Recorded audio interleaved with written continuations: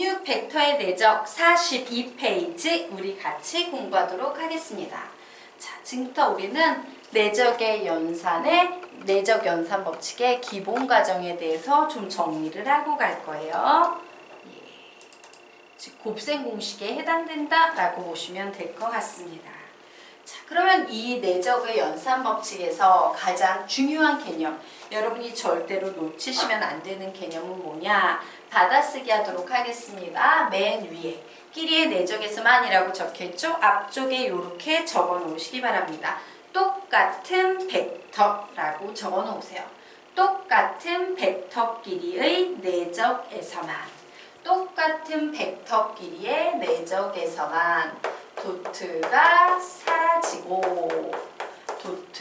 사라지고 절대값이 붙는다 라고 이렇게 적어 놓으시기 바랍니다. 요것만 신경 쓰시면 돼요. 똑같은 벡터끼리의 내적에서만 도트가 사라지고 절대값이 붙는다요. 예를 들면 어떤 경우니까 A 벡터 도트 A 벡터 이렇게 똑같은 벡터끼리의 내적에서만 도트가 사라지고 절대값이 붙어서 절대값 A 벡터의 제곱이다 라고 바뀐다요. 이거 우리 바로 앞에서 배웠던 내용이죠? 이 개념이 여기에서는 엄청 중요하다요. 자, 그러면 우리의 개념을 좀 정리를 해보도록 하겠습니다. 자, 여기에 보니까 절대값 A 벡터 플러스 B 벡터의 제곱이 나와 있어요. 사실 우리 요 안쪽만 보면 1차 결합이죠. 맞습니까? 1차 결합에 절대값 붙어 있는 걸 우리 뭐라고 불러? 크기라고 불러요. 그런데 그 크기에 뭐를 한 거야? 제곱을 하고 있죠. 이 개념 되게 중요한 게요. 선생님이요 내적을 푸는 방법에는 유클리드 기하적으로 해석하거나 해석 기하 쪽으로 해석하거나 정사형을 이용하거나 혹은 식을 변형시키거나 뭐 이런 거 있죠. CCD야 뭐 끝말 이어가기 이런 식으로 식을 변형시키거나 그리고 맨 마지막에 생각해야 될 것이 뭐라 그랬습니까? 1차 결합의 크기의 제곱과 내적의 관계에 대해 생각해야 된다라고 했어요. 지금 배울 내용은 바로 1차 결합의 크기의 제곱이 내적과 연결된다라는 개념으로 진행이 될 거기 때문에 잘 공부를 해두셔야 됩니다. 자, 그러면 우리 요 녀석을 해석해 볼까? 우리 요 녀석은 얘를 거꾸로 해석하는 방식으로 생각해 볼 수 있을까 없을까? 있겠죠? 그래서 절대값의 제곱이라는 것은 사실 A 벡터 플러스 B 벡터 도트 A 벡터 플러스 B 벡터 요 녀석과 같겠구나 라는 생각을 할 수 있을 거예요. 그리고 여기에 보이는 도트는 선생님이 뭐라 그랬습니까? 그냥 곱하기처럼 생각을 해서 쭉 분배해주면 됩니다 라고 했죠? 그래서 이렇게 두 개 이렇게 하려고 했더니 A 벡터 도트 A 벡터는 절대값 A 벡터의 제곱이라고 했으므로 절대값 A 벡터의 제곱이야 라고 이렇게 정리할 수 있겠네요. 자, 그래서 사실 이 녀석은 제곱으로 보면 뭐예요? 앞에 있는 거 제곱 얘가 나오는 거예요. 뒤에 있는 거 제곱은 절대값 B 벡터의 제곱이 나오고 모두 곱해줘 할 때 곱하기 기호 대신 뭐를 쓰면 된다? 도트를 쓰면 된다. 사실은 결론은 이거야. 어쨌든 이거 정상적으로 정리해보면 얘 요렇게 곱해버리면 뭐라고 쓸 수 있겠다? A 벡터 도트 B 벡터 요렇게 곱해버리면 B 벡터 도트 A 벡터 그리고 이렇게 곱해버리면 똑같은 것끼리 곱했으므로 얘는 절대값 B 벡터의 제곱으로 정리가 되겠구나 라고 이렇게 정리하실 수 있을 거예요. 자, 그런데 중간에 한 번만 더 정리하고 갈게요.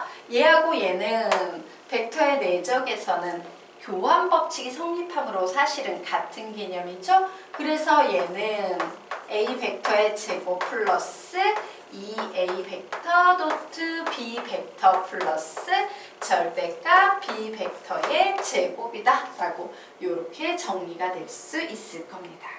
그래서 최종적으로 우리 요런 녀석 나오면 얘만 잘 해결해서 정리하시면 되겠죠?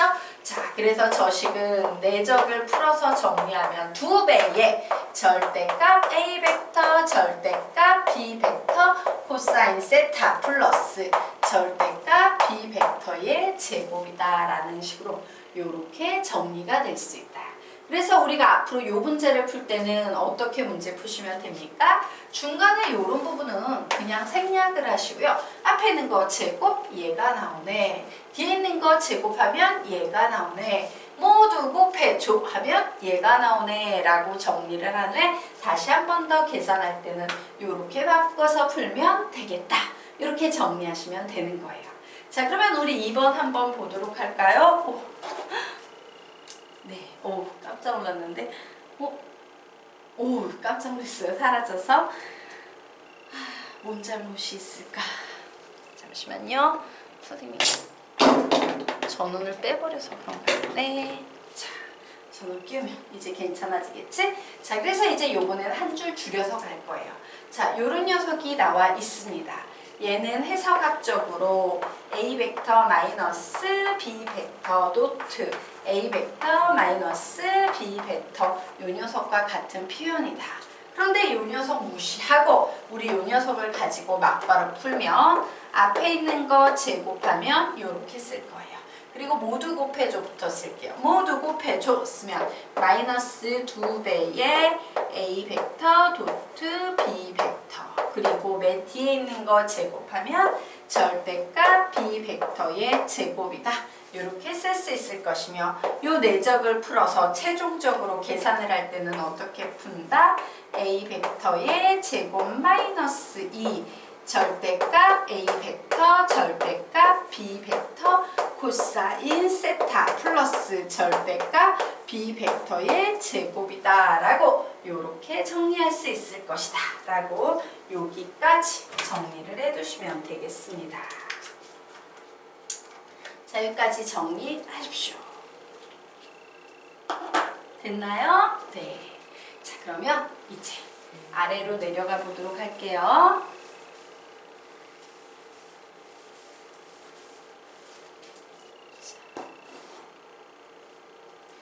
아래로 내려가서 3, 4, 5번 채워보도록 하겠습니다. 자, 그래. 제 도트는 곱하기처럼 생각해서 그냥 전개해주면 되는데 했어. 근데 이렇게 전개했더니 뭐가 나온다? A 벡터의 제곱이 나오고 이 합차 공식이죠. 그러면 뒤에 것끼리 이렇게 곱하면 마이너스 절대값 B 벡터의 제곱이 나온다라고 이렇게 한 큐에 곱하기처럼 생각해서 계산하시면 되겠습니다. 자, 이제 1번의 발전형인 4번 형태 보도록 하자. 얘도 똑같아요. 그냥 어떻게 풀면 돼? 앞에 있는 거 제곱해서 P의 제곱에 절대값 A 벡터의 제곱. 자, 뒤에 있는 것도 제곱 한번 해볼까? 아니, 중간 거부터 한번 해볼까? 중간 거부터 쓰면 어떻게 되겠어요?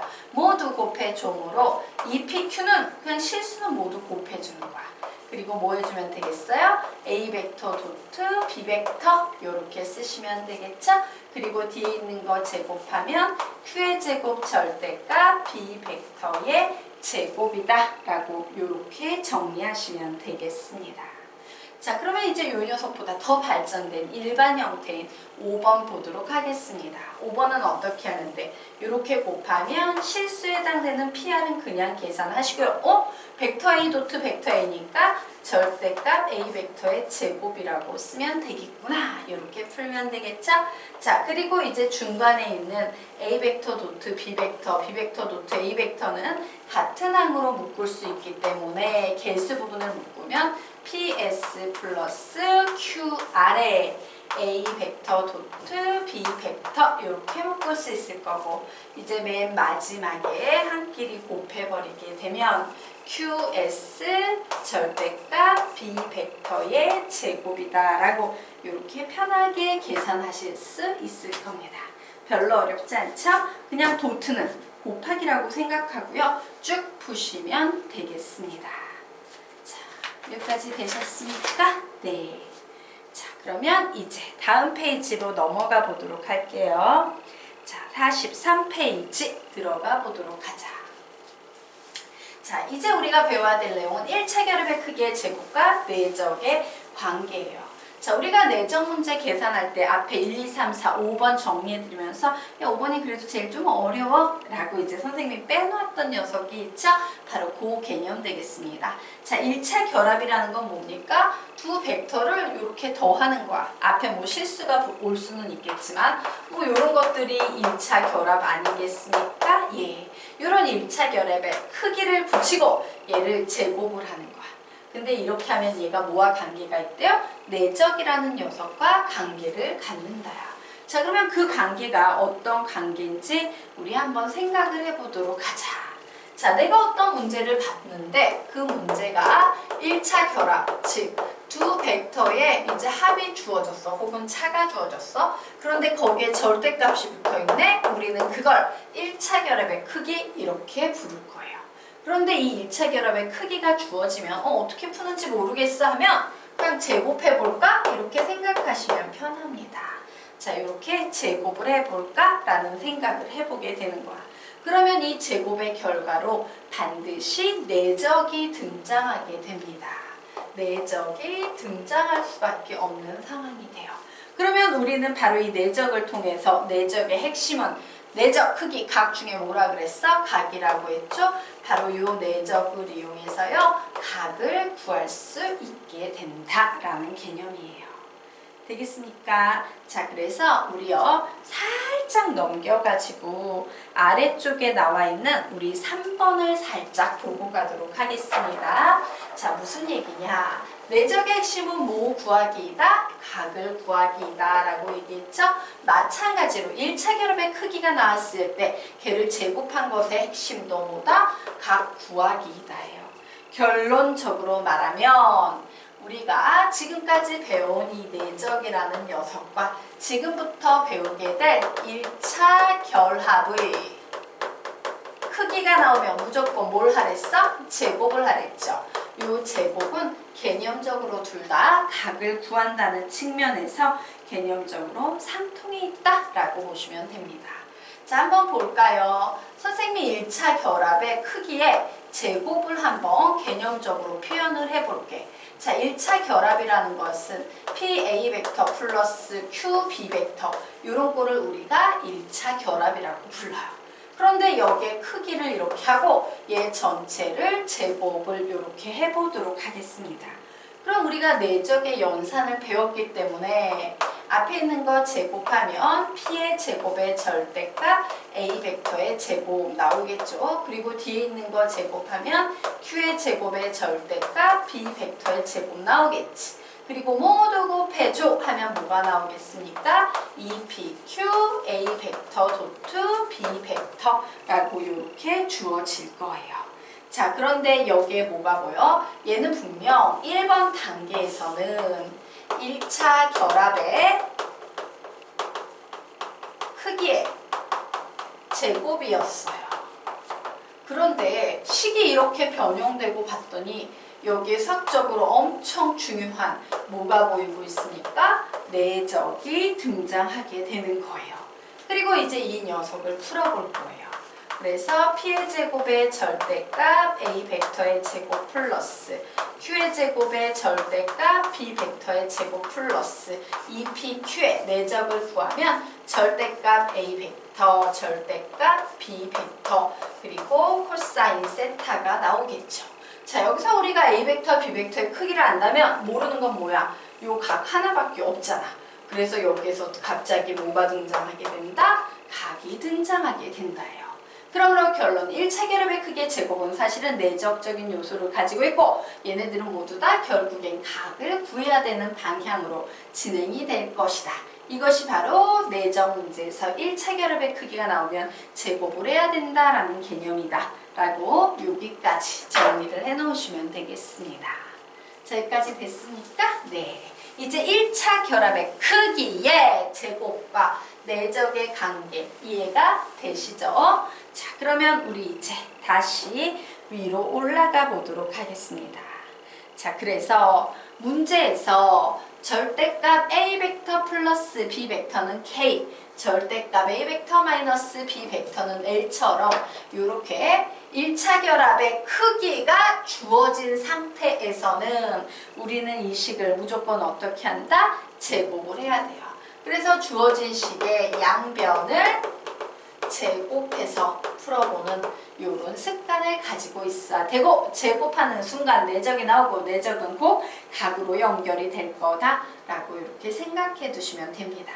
그리고 이런 문제 유형에서 되게 많이 나오는 게요, 평행사변형의 두 대각선과 관련된 문제가 많이 나와요. 자, 평행사변형이 이 두 대각선의 길이를 주는 경우가 있는데 이 길이가 사실은 어떤 역할을 하는지 볼게요.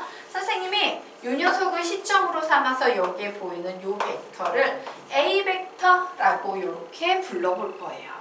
자, 그리고 선생님이 여기에 보이는 이 벡터를 B 벡터라고 이렇게 부를 겁니다.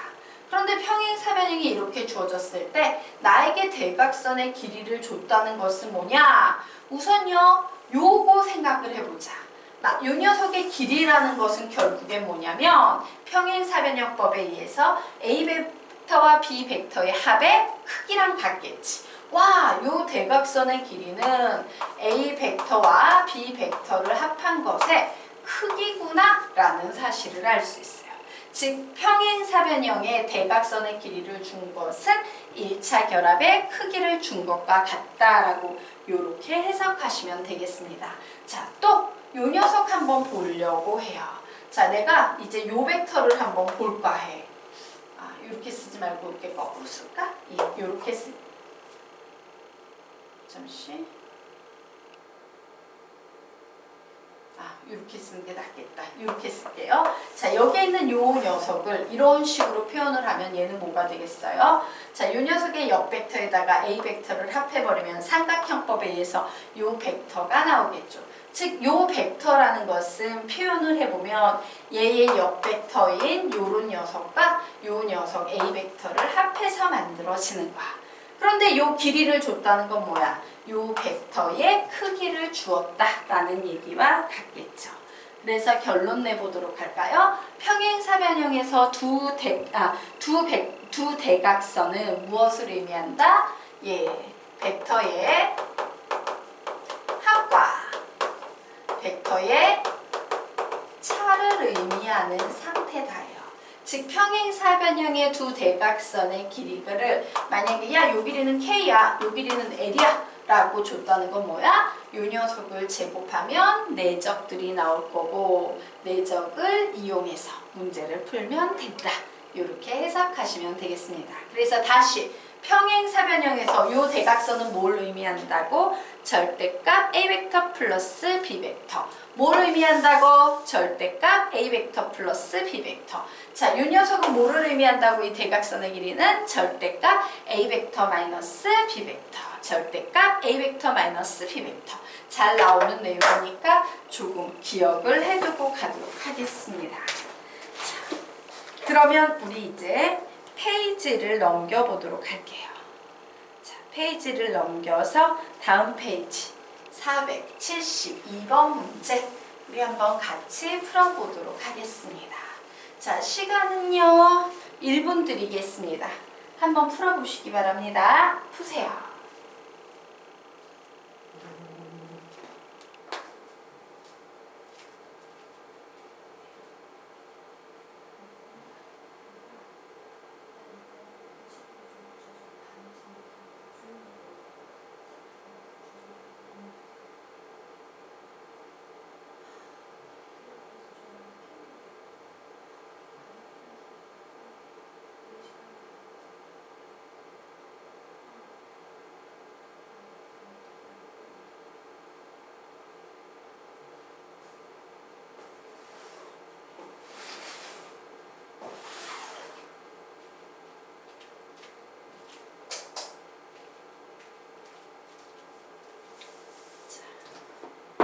답이 잘 나오십니까? 네.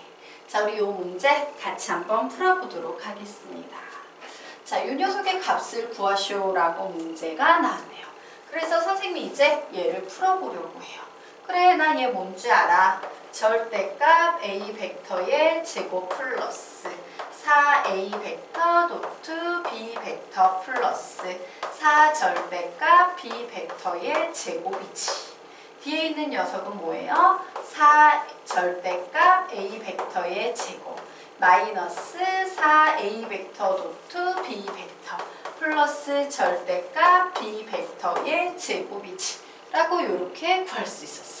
자, 이 녀석을 구해서 이렇게 봤더니 플러스 4A 벡터 도트 B 벡터 얘네들이 이런 식으로 서로 사라지네요.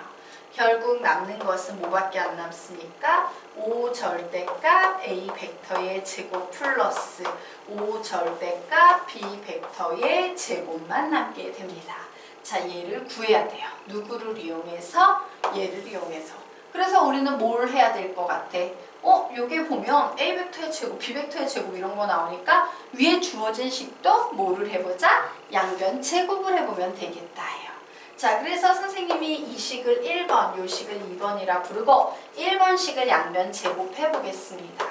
A 벡터의 제곱 플러스 2A 벡터 도트 B 벡터 플러스 절대값 B 벡터의 제곱은 양변 제곱했으니까 4 이렇게 나오겠죠. 자, 2번식도 제곱해 볼 거예요. 자, 절대값 A 벡터의 제곱 마이너스 2A 벡터 도트 B 벡터 플러스 절대값 B 벡터의 제곱은 양변 제곱했으니까 9라고 나오지. 막 답이 보이지 않습니까? 예, 양변 어떻게 합니까? 예, 두 식을 어떻게 합니까? 더해버리면 필요 없는 녀석은 사라지고요. 결국 2배의 절대값 A 벡터의 제곱 플러스 절대값 B 벡터의 제곱은 13이다. 이렇게 나오네요. 즉 절대값 A 벡터 플러스 절대값 죄송해요. 제곱 빼먹었다. 절대값 B 벡터의 제곱은 2분의 13이다 라고 나왔네요. 그러므로 이 녀석은 5만 걷어내면 바로 얘만 남겠지? 그러므로 5에다가 몇만 곱해주면 된다? 2분의 13만 곱해서 결국 답은 2분의 65다 라고 이렇게 손쉽게 나오게 된다. 되겠습니까? 그래서 기억하세요. 이렇게 1차 결합이 주어지면요. 이거 제곱해야 되는 거 아니야? 라는 생각을 좀 해보시는 어떤 습관을 들이시면 좋다 이에요. 되겠죠? 네. 자, 그러면 페이지 넘겨서 그 다음 페이지 우리 한번 보도록 하겠습니다. 자, 다음 페이지 문제를 또 좀 보도록 할게요.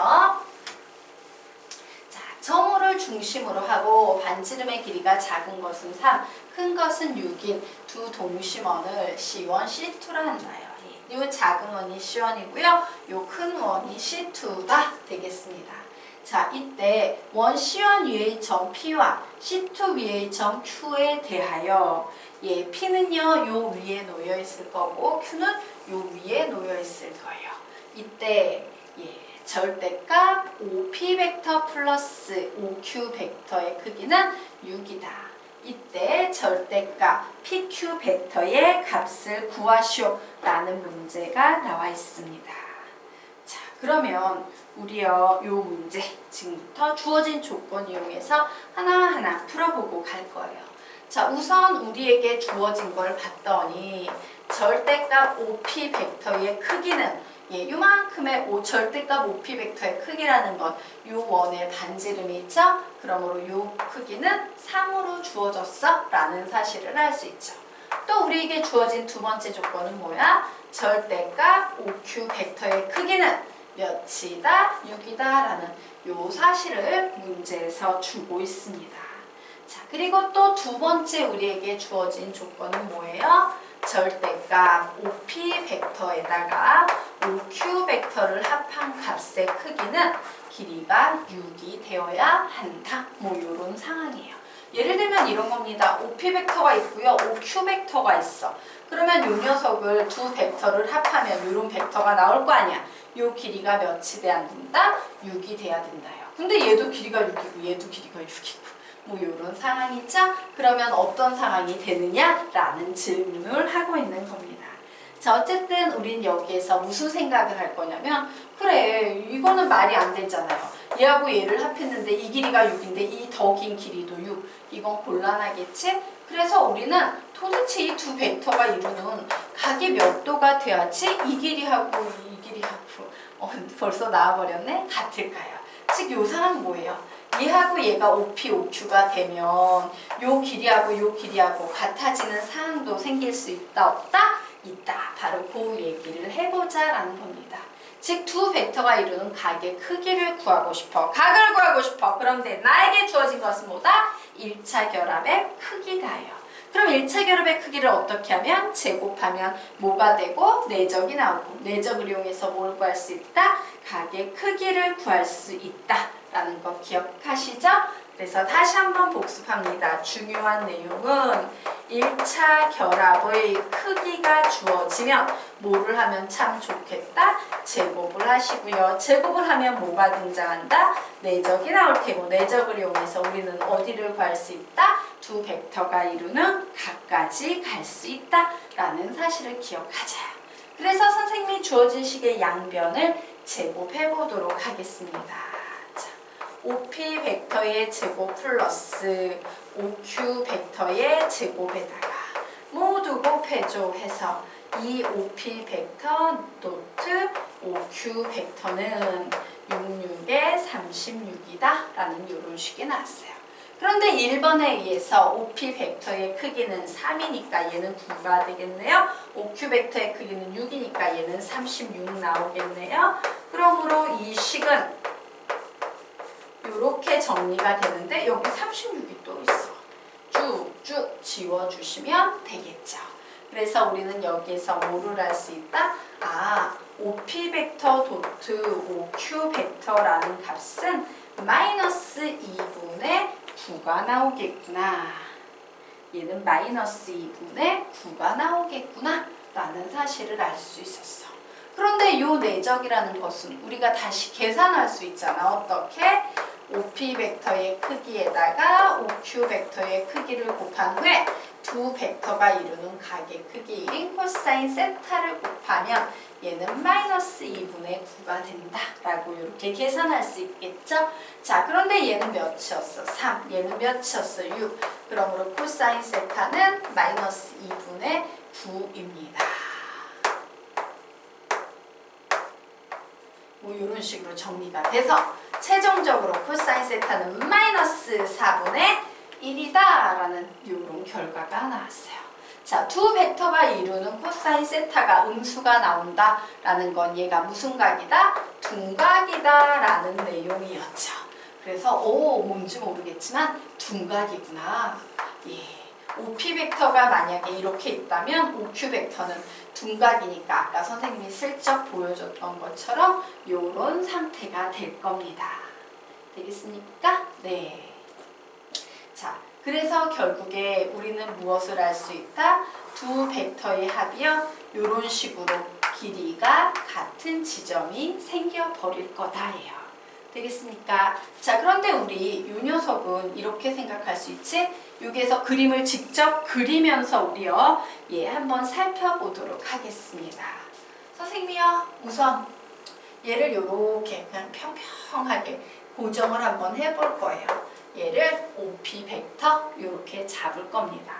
그러면 뭔지 모르겠지만 OQ 벡터는 둔각이니까 이런 식으로 가게 될 거예요.